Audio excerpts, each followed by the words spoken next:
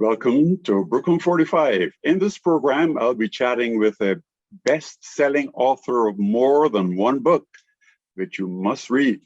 But first, getting to after COVID. Businesses were devastated by COVID. Many had to shut, some temporarily, and some for good. Well, many restrictions have been lifted and new businesses are opening. My guests to discuss all this are Tracey Cameron, who owns several event spaces in Brooklyn, Andrew Walcott from Fusion Restaurant in East New York, and Trina Fowler from Big O's Hair Company. Welcome to Brooklyn 45. Thank you. Thank you. Thank you. I'm going to ask all of you the same question. It's about normalcy. Are we back to normal? And let's begin with you, Andrew. I would say not quite yet, but we're getting there. The restrictions were only lifted about a week or two ago. So we're still getting diners coming in to some degree, but not to this level that they were, say, 2 years ago. I'll say about 75 to 80%. But luckily, we developed other business lines during COVID. We brought out a food truck almost immediately after COVID started. We pushed catering a lot, which really benefited us during COVID. And even to this day, catering is a big source of revenue for us. And we also build up the takeout revenue. So dining is not quite where it should be, but I anticipate that's going to get better with the spring season starting and summer coming as well. But we developed other business lines during COVID to make us a better and a stronger company going forward. Tracey, it's yours. Things, I must say, for me, we just opened in October of 2021. So when we opened, there wasn't really those hard restrictions. So moving forward, as of right now, we are fully booked, which is a great thing for the manor, to give people the opportunity to come back outside and enjoy themselves with not all of the mandates. So yes, we're slowly getting there as far as, getting back on track without COVID, because let's not forget, COVID still exists. Let's just hope it doesn't come back in a wave where we have to shut down again, potentially. Yes, Trina, your turn.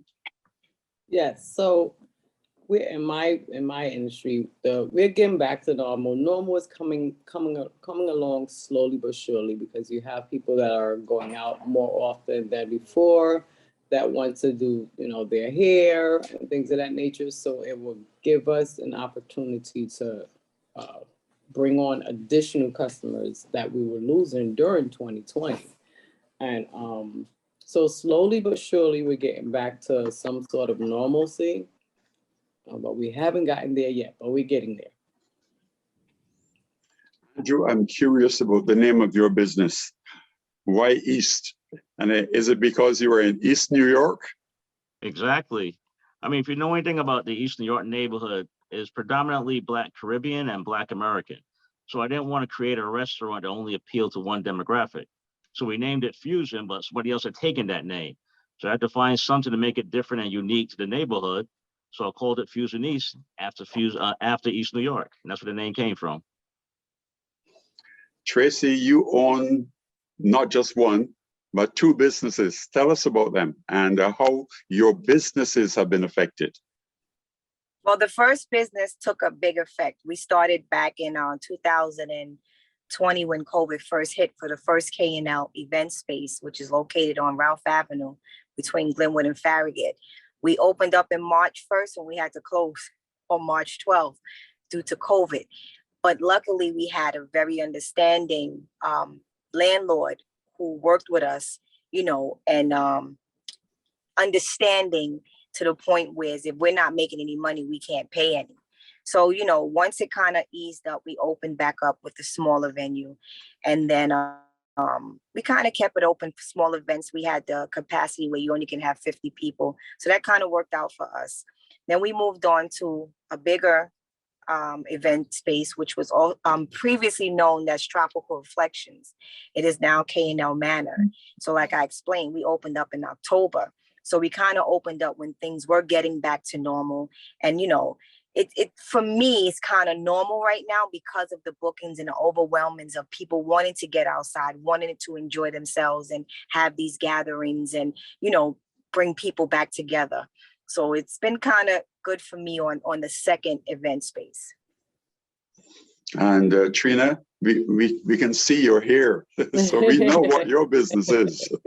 So Big O Bundlez is the full name of the company, of my company. However, I was also saying that we have slid through 2020 with the help of all of the first responders, like a host of first responders. Again, you have doctors and lawyers and nurses and police officers, fire department, whomever in those statutes, who was our only customers. They were, and that was the predominantly the 2020 that really that helped us sustain through that time. Now we're in a place where we were we definitely wanted to get back out there, let people know that we're still coming through, come back to us. You know, we put out a couple of sales and let them know, come on through, we're here. You know, things are slowly coming back to normal, and thankfully they were starting to come back, and we see the uprising. They're coming with the customers are calling us again and saying that I got a birthday party or whatever the case may be. So we see that happening.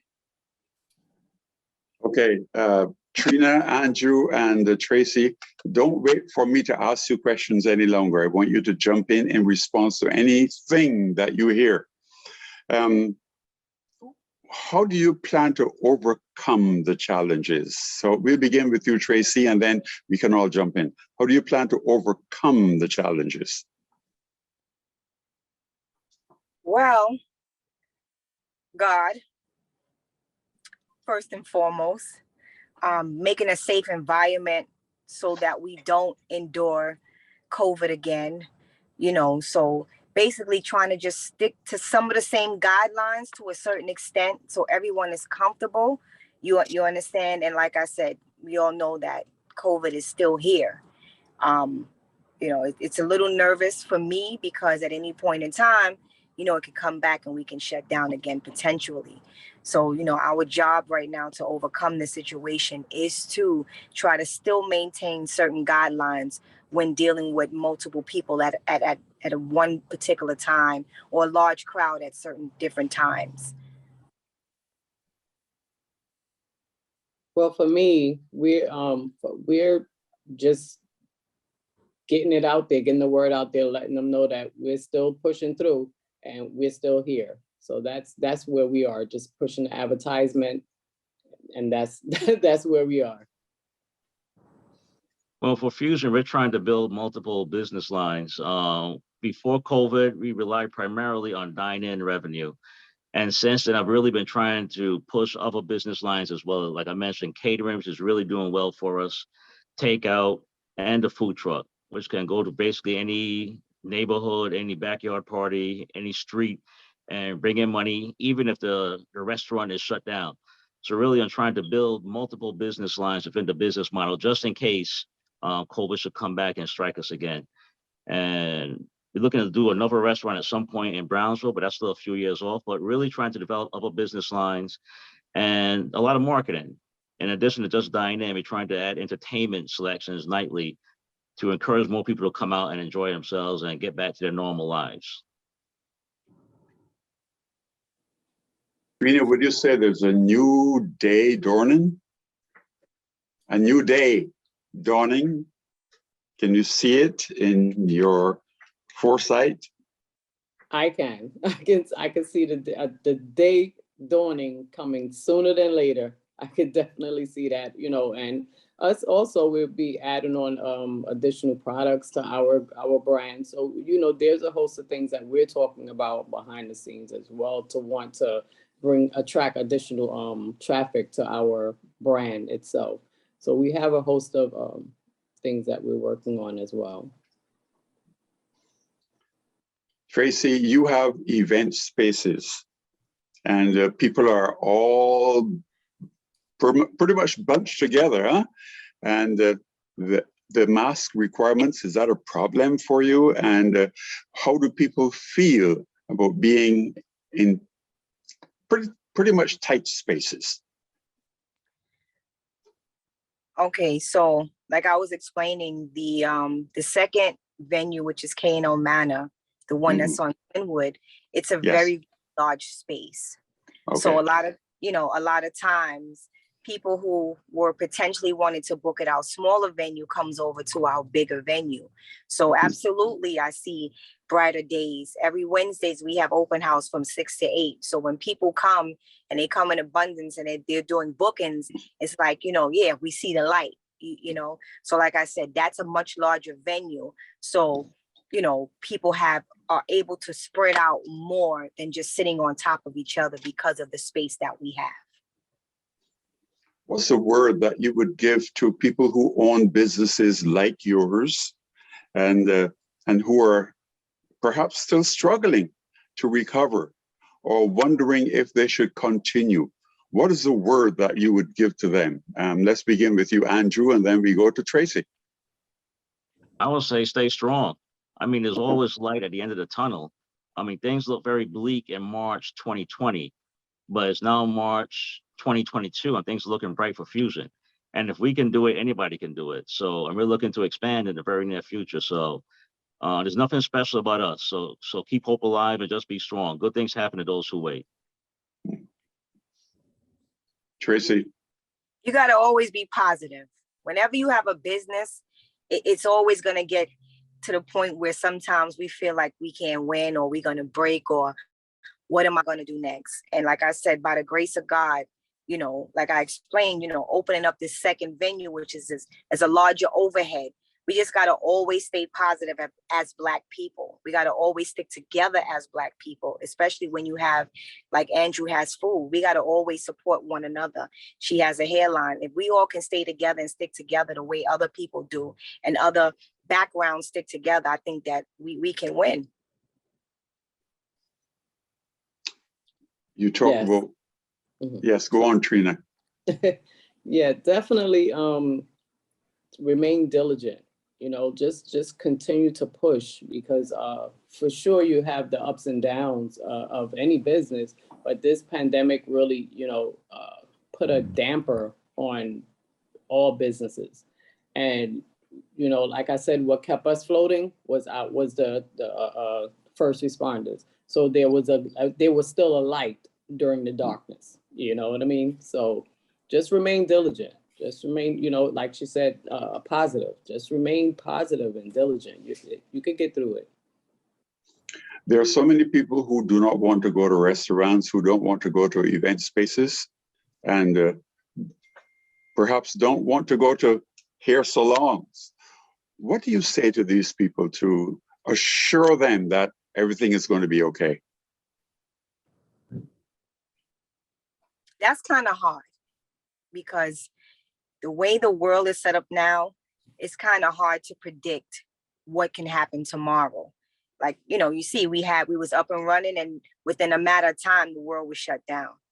All I can say to anybody who's afraid is like, we got to remain strong, and it's like being afraid only shuts you down as an individual person. At some point in time, we got to make sure that we take care of ourselves, so it's kind of hard to say, what I can give advice to them about. It's just that we got to start back at some point in time in our life. Can't stay inside forever. Can't live in fear. That's the ultimate goal. You can't live in fear. You have to push through the fear. And for us, we also offer delivery services that we come to people's door with their items that they purchase, that they order from us. So that was an additional safety mechanism, but we already had that in play, prior pandemic. So that also worked out for us. But you just don't live in fear. Andrew, it looks as though you wanted to say something. Go on. For those people who are afraid, I would say take your time.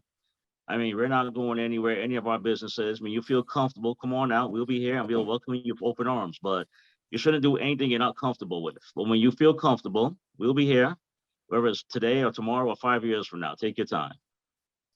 Well, we've run out of time and we should have taken an hour to do this. But I want to thank you, Trina Fowler, for being on Brooklyn 45. I want to say the same thank you to Andrew Walcott and to Tracey Cameron. You all have different types of businesses, and we want to encourage our viewers to visit your businesses and to continue to give you the support that you need to be successful. And thank you for being on Brooklyn 45.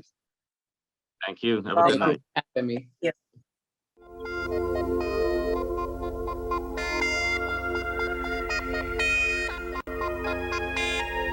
Thank you, Tracey Cameron, Trina Fowler, and Andrew Walcott. And now, let's welcome my next guest, Rhea Rodney, who is the author of several best-selling books. Rhea, welcome to Brooklyn 45. Well, I'm just so delightful to be here. So thank you so much for having me. Tell me about these books. This is awesome news.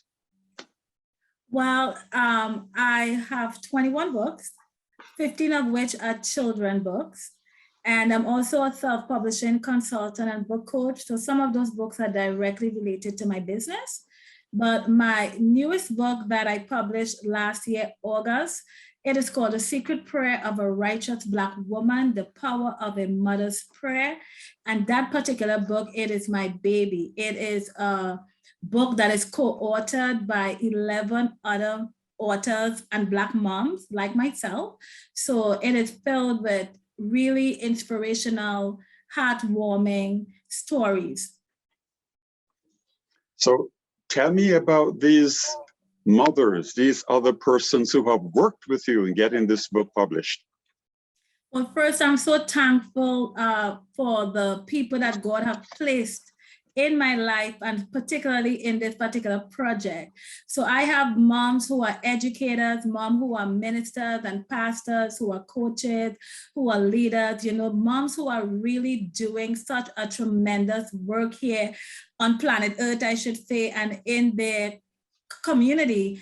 And, and then they were so inspirational in this whole journey with my anthology. So I'm so blessed to have them.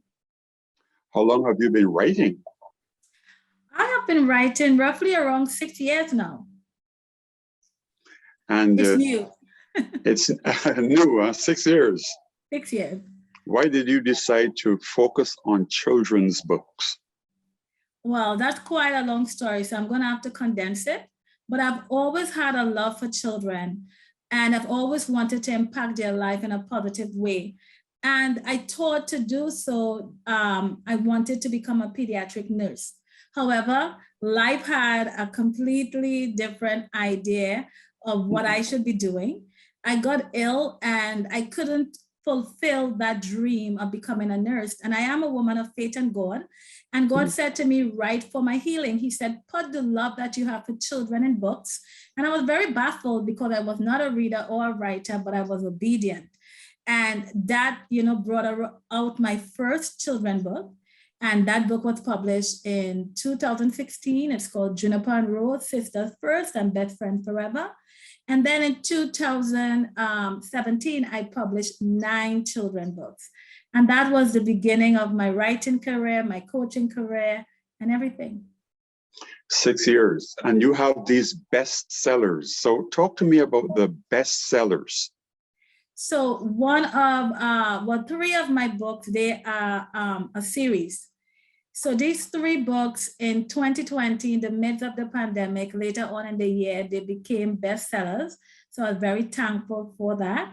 And then also this book here, which is The Secret Prayer of a Righteous Black Woman, this book as well became #1 on Amazon, and it topped #1 in all 10 categories that it was in. So it was such an inspirational time to have that accomplishment.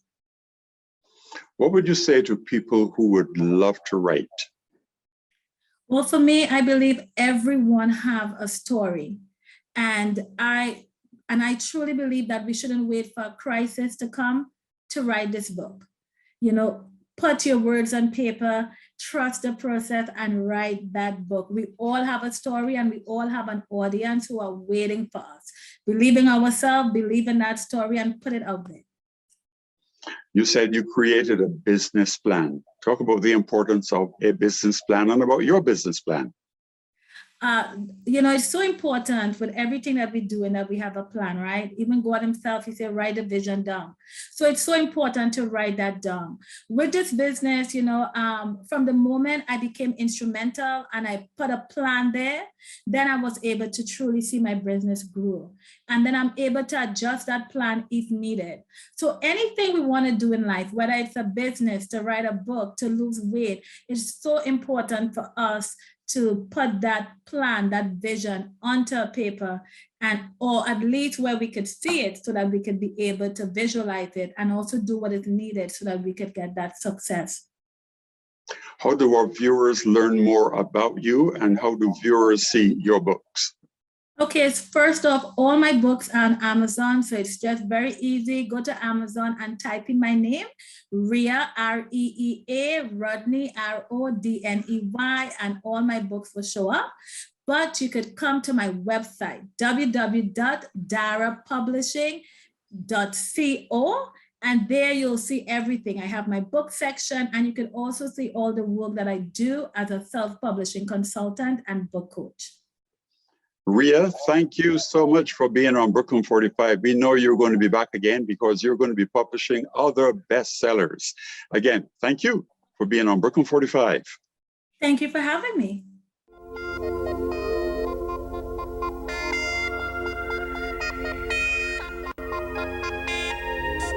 Me, Her Depression, and God is a book that's just been released. The author is my guest, Melissa Samuels. Melissa, welcome to Brooklyn 45. Hello, Sam. Thank you for having me on tonight. Let's begin with the her. Who is the her?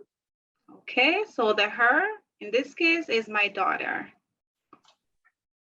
Okay, and you began by talking in the book. You talked about an experience you had when she was only 3 years old, and you took her to the supermarket, and she said, I can't speak Jamaican, so you say. Okay, so we went shopping for her weekly grocery because she was in kindergarten, right? So I was pushing her down the aisle in the trolley, and she saw a lady coming up the aisle, and she tapped the lady on the shoulder and said, "Lady, where your man there?" So I looked on the woman with shock, and she looked at me too. So, we both burst out laughing because it was funny to us, and I've always wondered, like, why would she say something like that? Where did that come from, Yeah. You said when she was 18 months old, her father died. Yeah. And the book talks about her asking you, why my dad not picking me up from at school?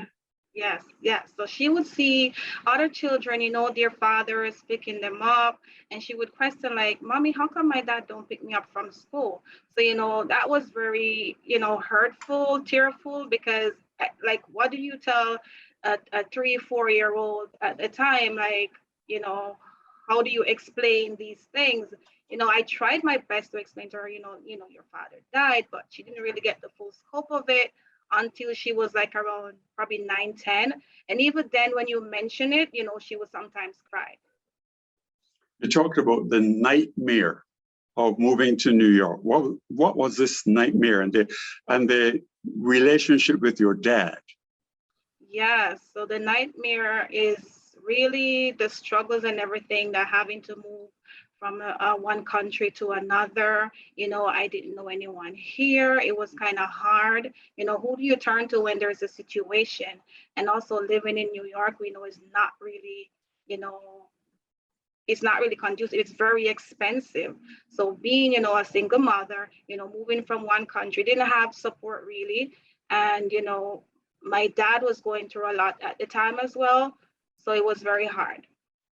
And you said you were placed in transitional housing. What was that like? Yes. So for me, it was like a prayer answered, a way out. For her, it was totally different. For me, it was just like a stepping stone to where I wanted to go. That was the only thing available at the time for me, because like I said, there was no one to help us. So for her, it was not nice for her when she realized actually that's where we were living at the time. So that's her depression and you. But let's talk about God. Yes. Your book talks a lot about God. Yes, yes, yes, yes. God is in the mix of everything. Even when we feel like, he's not there, he's in the mix. And me moving to the transitional housing, that was God providing the way out. Instead of me shacking up with someone, God provided the way out and I took God's way. God taught me a lot along the process throughout the whole ordeal. I learned a lot about myself and I've grown because of it. Well, your daughter has grown too. She is now a teenager. So let's talk about the present Nikki. Now, she's like 16 years old now. She's looking at colleges already, to be honest. She's into editing, so she loves to edit and she's doing great. Just last month, she got like student of the trimester. So, she's doing very great right now, coming from a place where she wasn't going to school and coming back and getting student of the trimester. I know God did something great. I want to congratulate you on this book. I love this book. I'm going to encourage our viewers to get a copy of the book. Where can they get a copy of this book? Okay, so they can order it on Amazon. It's also in Barnes and Noble. Should be in other local bookstores, but for sure, Barnes and Noble and on Amazon. Okay, thank you very much. And we wish you further success and great success with this book. Thank you for being on Brooklyn 45. And there's a follow-up to the book too, so watch out for that one. And I thank you so much for having me on. Thank you, Rena Rodney. And thank you to Tracey Cameron, Trina Fowler, and Andrew Walcott. And to our viewers, we thank you for watching Brooklyn 45. We invite you to partner with us. And you can do this in so many different ways. You can suggest topics. Please go to our website, www.brooklyn45.com, become a supporter, or you can just go to one of our social media sites and send ideas to us. We are a 501c3 not-for-profit community television program. And when you support us, our communities benefit as well. Please support us. Please tell everyone you know about Brooklyn 45. On behalf of our team, I am Sam Taitt.